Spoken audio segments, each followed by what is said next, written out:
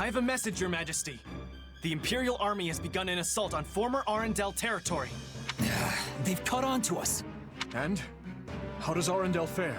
The force we sent to bolster their defenses still holds the castle, but they're under considerable pressure. They may not hold out much longer. That bad, huh?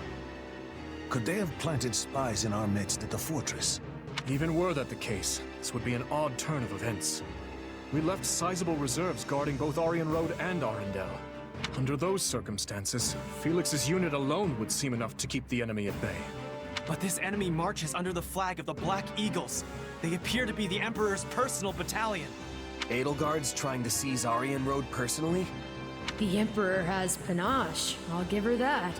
It takes some real guts to confront the Kingdom and Alliance simultaneously. If you ask me, it feels like quite a roll of the dice for us to keep focusing on the West, while the Imperial threat marches towards us unchecked.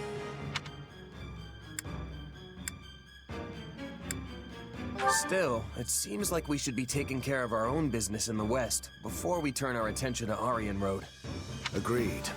If we don't quell this rebellion, the very kingdom could collapse in on itself.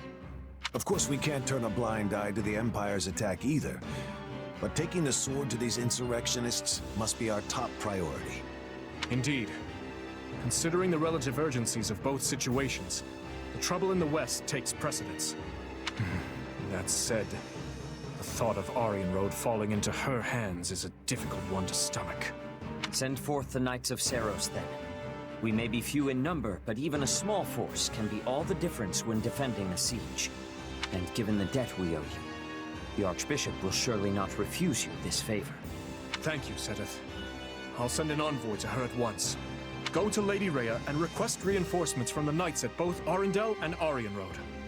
Tell her, if Arundel proves too difficult to pacify, her knights should not hesitate to abandon it.